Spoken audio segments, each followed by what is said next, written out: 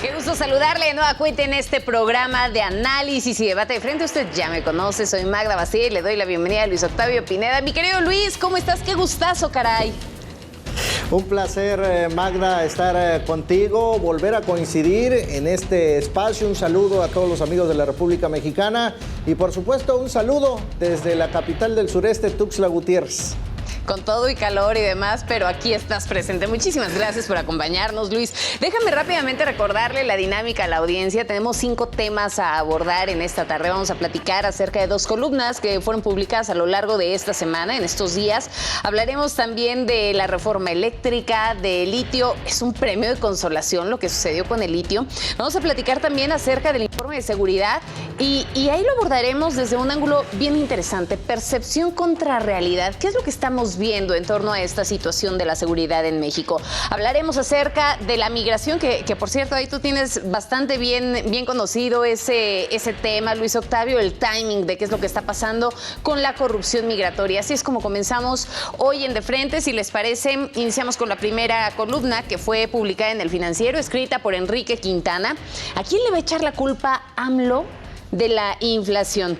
A ver, es un asunto interesante porque hay que recordar que tenemos la inflación más alta en los últimos 21 años y bueno, a ver, no está de más decirlo, Luis, también Estados Unidos ha alcanzado niveles más elevados de los últimos 41 años. En Alemania la cifra es mayor que en las últimas 4 décadas. Y bueno, en México ya les decía, la más alta de los últimos 21 años. El asunto es que decir de los especialistas, pues se va a tardar un rato en que vuelva a los niveles que teníamos antes de la pandemia y antes de que se vivieran pues las distintas situaciones que estamos viendo hoy en el contexto internacional y demás. ¿Qué opinas de lo que escribe hoy Enrique Quintana, Luis?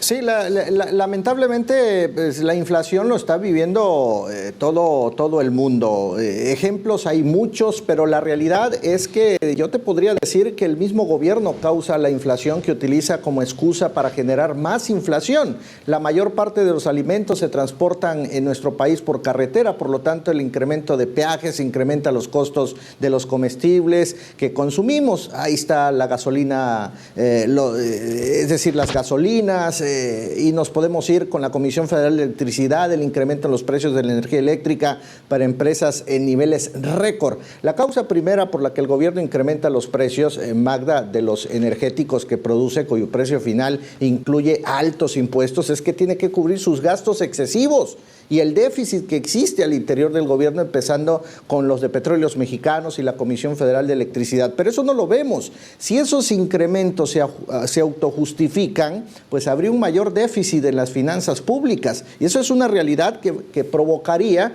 pues una baja en la calificación en la economía mexicana y que hoy estamos viendo. Se va a traducir también en altas tasas, menos empleos, inversiones, crecimiento, pero esto es prácticamente una estrategia del propio gobierno federal que tiene que dar solución en bajar su gasto. La inflación sería una estrategia del propio gobierno federal.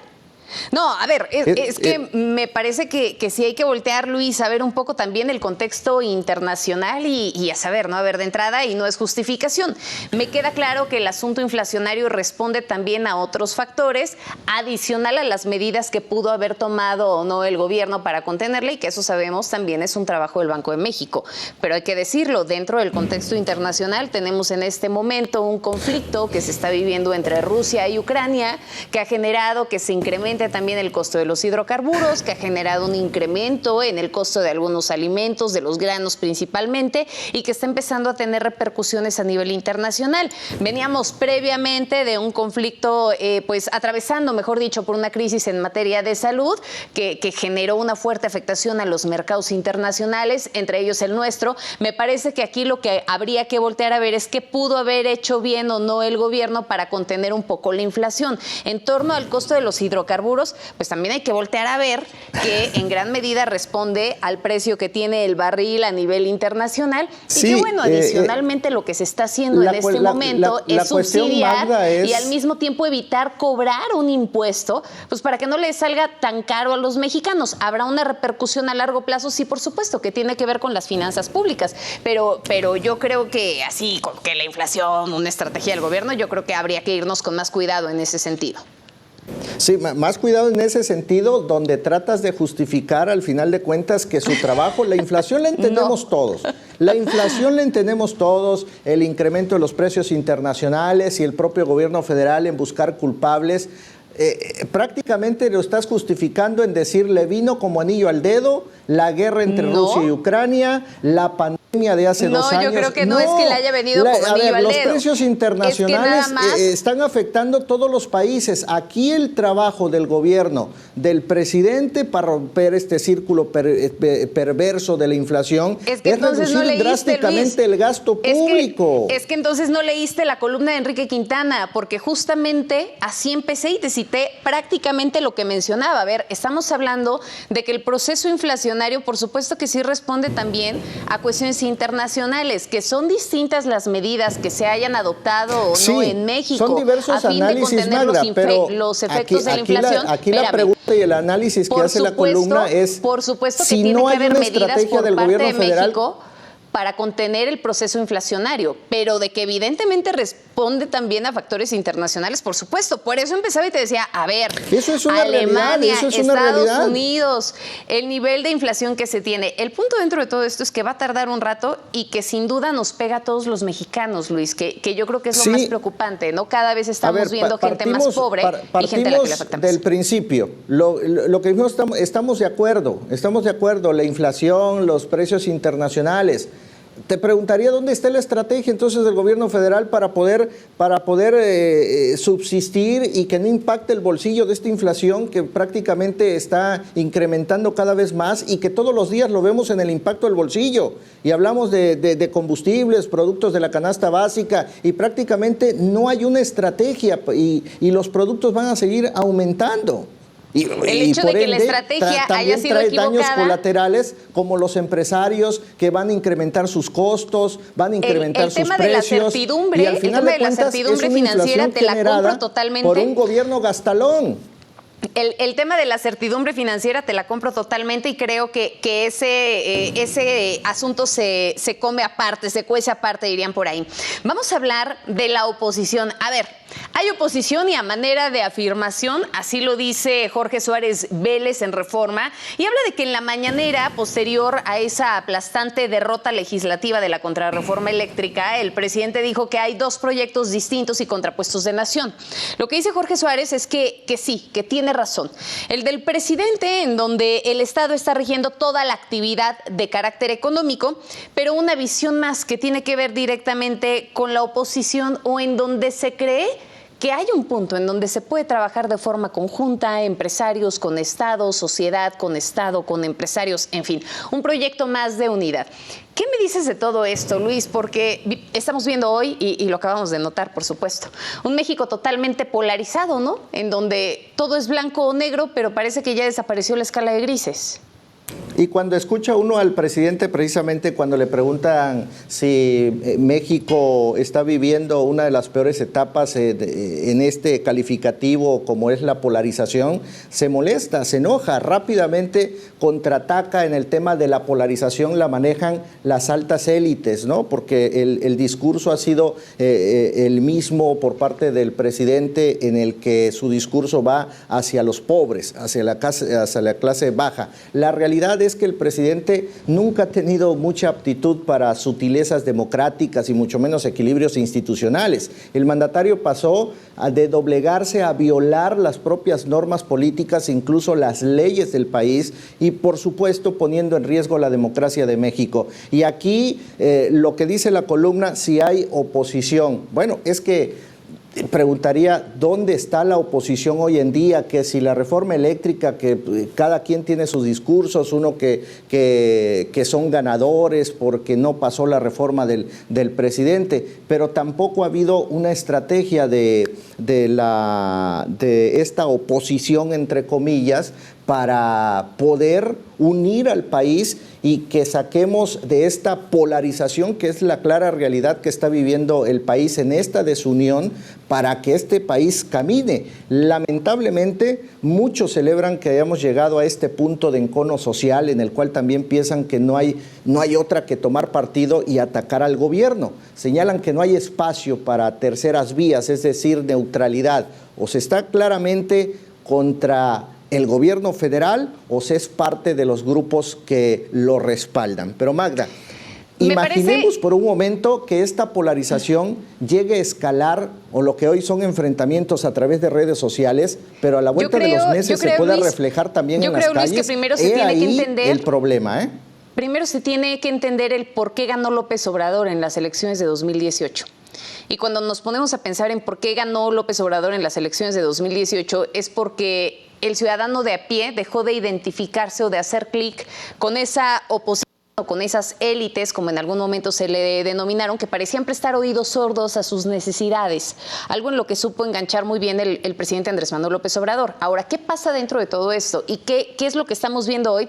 Sin duda sí, y creo que en esa parte puedo llegar a coincidir un proceso de autoritarismo y que valdría la pena voltear a ver qué fue lo que sucedió en algunos otros países. Ya nos vamos lejos, Luis, de América Latina, ¿no? Mira, podríamos hablar de Hugo Chávez. Cuando se refería directamente a sus adversarios, les llamaba de Vladimir oligarcas Putin. Escuálidos. Espérame, porque es un pequeño brevario cultural, ¿no? Oligarcas escuálidos y también les llamaba cerdos rancios. Digo, nada más para que nos demos cuenta un poquito del nivel de discurso, ¿no? Podríamos después hablar de Fujimori, los vinculó a sus rivales con el terrorismo y el narcotráfico. Y de todos y cada uno de ellos también llegaron a atacar a la prensa. ¿Qué es lo preocupante dentro de todo esto, Luis? Que cuando finalmente se logra convencer a la sociedad de que, por ejemplo, la prensa difunde mentiras o que sus enemigos son aliados del crimen organizado, del narcotráfico, que son estos cerdos escuálidos y demás, pues resulta más fácil justificar la adopción de medidas en contra de ellos y empezar a derribar o acabar con esas democracias, ¿no? Me parece que es interesante voltear a ver eso, porque esto nos lleva al siguiente tema. Al siguiente tema en donde te vas a poder descoser, Luis, porque vamos a poder hablar de esta reforma eléctrica y de lo que pasó con el litio. Pues de pronto pareció que López Obrador llegó a sabiendas de que iban a rechazar esa reforma eléctrica, porque lo sabía perfectamente, porque ya no tenía una mayoría en el Congreso, sacó su as bajo la manga y pues se quedó con ese premio de consolación, con el asunto del litio, le aprobaron la ley minera. ¿Qué me dices ahora sí?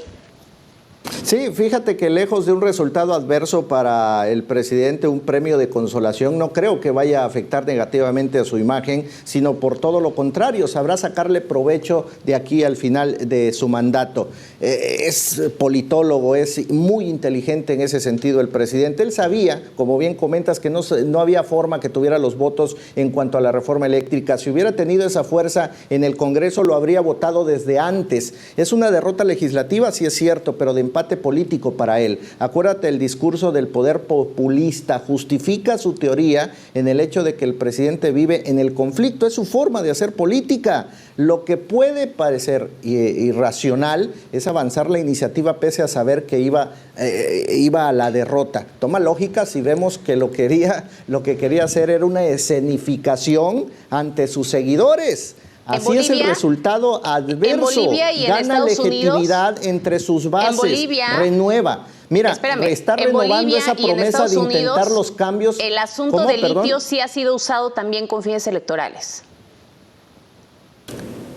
¿Qué no ha usado desde el principio de su mandato el presidente que no sea con fines electorales? Este resultado adverso, como le llaman hoy los opositores y que ellos ganaron, gana legitimidad entre sus bases del propio presidente, renueva esa promesa de intentar los cambios que el país en su opinión necesita y para eso le sirve esta derrota como instrumento para decir que él deseaba un cambio radical en materia eléctrica, pero no fue posible debido a los intereses y resistencias de quienes él considera enemigos, adversarios o los famosos conservadores, como él lo dice. Entonces, nada más para que podamos concluir el tema, ¿no fue su premio de consolación? No, él gana perdiendo. Al final de cuentas, ¿tú crees un premio de consolación de nacionalizar el litio cuando sabemos que era propiedad del Estado? Lo dice Pues vamos la a ver, en Constitución. una de esas si le pega al gordo, ¿no? A ver, creo que hay varias aristas ahí interesantes por analizar. Lástima, el tiempo se nos agota en torno al tema, porque sin duda sí, la oposición se hizo sentir en ese sentido. Le ha pegado varios reveses al gobierno federal y podríamos citar mucho tiempo atrás y también las reformas que quedan pendientes. Pero tenemos que avanzar, Luis, y hablemos también de este informe de seguridad, percepción contra realidad. A ver, en marzo de 2022, de la población de 18 años y más, el 66.2% consideró que es inseguro vivir en su ciudad. Y bueno, si hablamos específicamente de las mujeres, fue el 71.1%. ¿Qué mujer, preguntaría yo, se siente segura de salir a caminar por las calles de su ciudad, no? El asunto es, esto es percepción. Pero ¿qué pasa cuando hablamos de realidad, Luis? Sí, la realidad es, hoy vienes muy defensora del sistema. No, y es aunque que yo no sí veo la escala de grises, mira, Luis. y te voy a decir, aunque no puede hablarse de un México como un estado fallido, Magda, las estructuras de seguridad, inteligencia y justicia se encuentran ya sobrepasadas y corrompidas. Y no estamos descubriendo el hilo negro en el tema de la corrupción. Y esto es necesario encarar prontamente las reformas políticas públicas, institucionales, si se quiere enfrentar verdaderamente el problema, porque aquí pues es una caja de Pandora y trae muchos tentáculos de este grave problema que es la inseguridad. Y una de las razones de esta grave situación es que la transición a la democracia en nuestro país no se ha contemplado como parte de la reforma de Estado para poder transformar los sistemas de seguridad pública, los sistemas de justicia, los sistemas de defensa y también de inteligencia. Hoy ese déficit se refleja en la enorme crisis de seguridad que afecta a nuestra democracia en la medida en que ya golpea la gobernabilidad. Es que a veces no es cuestión de transformar leyes, sino de aplicarlas, en la estabilidad Luis. social, sí, pero ¿cómo vamos a hablar de seguridad cuando no hay estabilidad social, Magda? Ni tampoco hay estabilidad política. Y esto son los temas que traíamos desde hace un rato, de que es un poder oculto y ampliado creo yo, en su radio de acción. No siempre tiene que ver con un asunto de generación y más generación de leyes, porque si no luego caemos en esa obesidad legal que estamos viviendo en México. El asunto sí, pero si entramos aplicar las leyes correctamente en un tema de voluntades. Y el poder aplicar correctamente las estrategias. ¿Qué pasa? Y algo que te quería compartir son estas cifras que publica Causa en Común, en donde habla de un subregistro bien interesante de delitos. Te pongo un ejemplo porque me parece interesante. Cuando analizan cifras de delitos de alto impacto entre el 1 de diciembre de 2018 hasta diciembre de 2021, detectan disminuciones o caídas drásticas en algunos eventos, así como la reclasificación de delitos. Es decir, ejemplo, podríamos hablar de un cambio en los homicidios dolosos, en donde tú de pronto ves una reducción significativa en las cifras del Secretario Ejecutivo del Sistema Nacional de Seguridad Pública, pero de pronto te encuentras con que el homicidio culposo comienza a incrementar. Pero ¿sabes qué? Cuando se miden los niveles de violencia o de delincuencia, generalmente el dato que se considera es el del homicidio doloso. Me parece que ahí es en donde recae también parte de la realidad o bien de la manipulación de cifras. Es en donde te digo, creo que hay una gran escala de grises. Por supuesto que la sociedad se siente insegura si cada vez vemos más información que está relacionada con violencia. Claro, la percepción acerca de la seguridad en una ciudad va a cambiar radicalmente de acuerdo a la información que se está viendo. Sí, pero por supuesto también es evidente, una cosa es que te digan los otros datos y otra cosa es la realidad, lo que estamos viendo hoy en día en las calles, ¿no? Pero de toda esta problemática que bien comentas, Magda, te reitero, aparte son los otros datos y lo que vemos en la realidad, lo que vivimos, lo que vive el ciudadano común en las calles es otra. Es la realidad de una violencia y sobre todo las estadísticas de violencia hacia la mujer, la percepción de inseguridad que tiene de la mujer hacia el hombre es un porcentaje sumamente importante y que no hay que pasar por alto. 7 de cada 10 mujeres se sienten inseguras. Pero aquí estamos hablando no solo de políticas públicas, aquí estamos hablando, imagínate, golpear la gobernabilidad y estabilidad social, que es una realidad y también política, donde el crimen organizado, este radio de acción, este radio de trabajo que al final de cuentas pues en este poder paralelo del crimen organizado que estaba ahí oculto, ha ampliado sus tentáculos con esta descarnada lucha de poder entre los cárteles por un lado, y también se ha inmiscuido en la política. Por eso hablaba de gobernabilidad y se ha lanzado a la ofensiva contra el Estado y la misma sociedad, y hoy vemos masacres, en fin. Es que hablar de delincuencia, hablar de violencia, Luis, ¿no? es una gama o es un espectro sumamente amplio, ¿no? Porque si nos enfocamos en el tema del crimen organizado, bueno, pues entonces vámonos, sí, en efecto, con esas masacres, con esos homicidios dolosos, con esa expansión del narcotráfico, con ese tráfico de armas, en fin.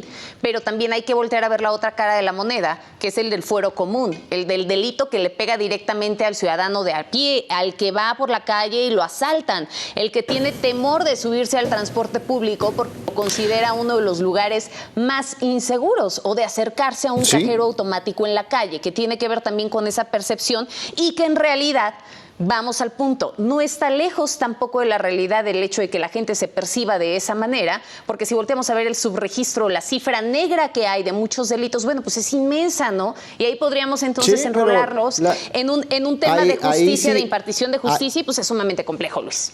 Ahí sí coincidiría contigo en el tema de impartición y procuración de justicia, porque al final de cuentas no se trata nada más del tema de políticas públicas y recursos. Ningún recurso va a alcanzar si no hay voluntad de instituciones netamente confiables. Y esos delitos del fuero común que tú bien mencionas, hay muchos ciudadanos que inclusive las estadísticas ahí están, pero hay muchos ciudadanos que no toman en cuenta en las estadísticas negras, en esta lista negra, porque precisamente no denuncian, porque no tienen confianza en las instituciones públicas de los 3 niveles de gobierno hoy en día.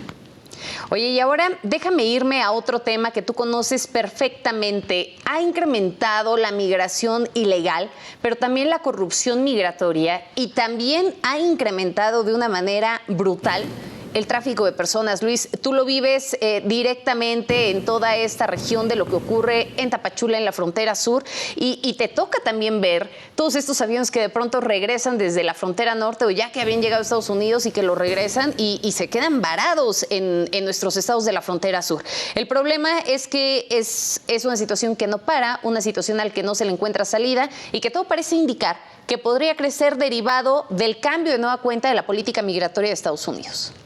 Sí, y lamentablemente hoy Chiapas y Tapachula, específicamente en esta frontera porosa de la frontera sur, se ha vuelto una cárcel migratoria. Y esto ya superó la pandemia, porque independientemente de la crisis en salud que estamos viviendo con la pandemia, también está la crisis migratoria. Pero fíjate, el tema aquí es un círculo vicioso que tiene que ver con la clara cloaca de corrupción que existe al interior de las autoridades migratorias. Es un círculo vicioso. Dirigir la delegación del Instituto Nacional de Migración hoy en día en nuestro estado de Chiapas es como sacarte el premio mayor de la lotería. Y te voy a decir por qué. Para las autoridades mexicanas no hay migrantes por nacionalidad, migrantes ricos y pobres, los que pueden pagar y los que no pueden. Su paso con visas humanitarias depende de cuánto se pague, y por eso vemos a tanta gente esperando. Están varados ahí en la frontera sur, se venden las citas, se venden las visas, en fin, para poder salir. Los tráileres detenidos en nuestro país, fíjate, algo paradójico, no sucede en Chiapas. Tú ves las detenciones de estos tráilers con migrantes, los ves en Oaxaca, los ves en Monterrey, San Luis Potosí, en el estado que tú me digas, pero menos en Chiapas, cuando debieron de haber sido detectados en nuestra frontera. ¿Dónde está la corrupción? A ver, el claro ejemplo está Paola López, la actual titular de Migración. Quieren su cabeza, pero el negocio es jugoso y millonario, ¿eh? Déjame preguntarte algo. Sí. Veíamos recientemente, o escuchábamos, mejor dicho, las declaraciones de Greg Abbott, el gobernador de Texas, que hablaba al respecto de toda esta serie de operativos, ¿no?, que se hicieron en la frontera con nuestro país a los trailers de tránsito que iban desde México, y bueno, digamos que inspecciones un tanto más severas, ¿no? Y lanzaba una amenaza que me queda claro que lo hace con fines políticos, porque al final del día la situación entre demócratas y republicanos en Estados Unidos está muy caliente, sobre todo con asuntos migratorios, y él decía, bueno, a ver, si no hacen algo luego los gobernadores de la frontera con Estados Unidos, gobernadores mexicanos que colindan con Estados Unidos, y si no hace algo el presidente López Obrador, ellos tendrán que pagar el costo político de esto, porque entonces yo me voy a seguir poniendo en mi plan, voy a seguir reforzando todas estas medidas. Y bueno, se empezaban a quejar los empresarios y decían, oye, a ver, aguántame, me estás revisando los trailers cuando yo estoy cumpliendo con todas las medidas que tú me estás pidiendo, cuando en estos trailers no van migrantes. ¿Qué me dices? Bueno, pues es que el tema de Estados Unidos siempre ha sido político y el manejo que le ha dado nuestro país es precisamente siempre le seguiremos y seguimos haciendo el trabajo sucio para los Estados Unidos. Y no es un secreto que en Chiapas los traficantes de migrantes están en contubernio con el Instituto Nacional de Migración y hoy también la Guardia Nacional. Y por eso te decía, en días pasados la Fiscalía General de la República detuvo al esposo de Paola López, la actual titular de Migración, precisamente ligado a una red de tráfico de personas, que es una modalidad muy común hoy en nuestro estado de Chiapas y que trae, millonarios costos, ¿eh? Por eso no lo dejan, no sueltan la gallina de los huevos de oro. En los últimos 4 años, este delito, el de trata de personas, aumentó un 39% y en ese tiempo se ha registrado la desaparición de 5,000 personas, en su mayoría mujeres y niñas, que bueno, lo sabemos, Luis, de pronto nos topamos con todas estas historias en donde son explotadas sexualmente, en algunos casos víctimas hasta de feminicidios, ¿no? Y en 2021, abril fue el mes en donde se registró una mayor incidencia con 62 casos de mujeres víctimas de trata de personas. Y fíjate, estos casos que los migrantes que son asesinados son precisamente la diferenciación que te hacía hace un momento de los pobres y ricos, los que pagan y no pagan. Porque los que no pagan simple y sencillamente son asesinados. Cada migrante llega a pagar hasta 60,000 pesos, Magda, por persona, para poderlos llevar en camiones de doble fondo. Y eso te estoy hablando de un número. Hay quienes incluso se les cobra mucho más. Pero en fin, son cajas de tráiler sin ventilación lo que ponen en riesgo la vida. Y aquí tuvimos el claro ejemplo en diciembre pasado con este lamentable hecho aquí en Chiapa de Corzo con 54 muertos. Y los costos de la corrupción, Luis, ¿no? Que al final del día terminamos viéndolos reflejados también en los asuntos migratorios. Como siempre ha sido un placer conversar contigo. Y corrupción. Gracias, querido Luis, te mando un abrazo enorme, siempre es un gusto.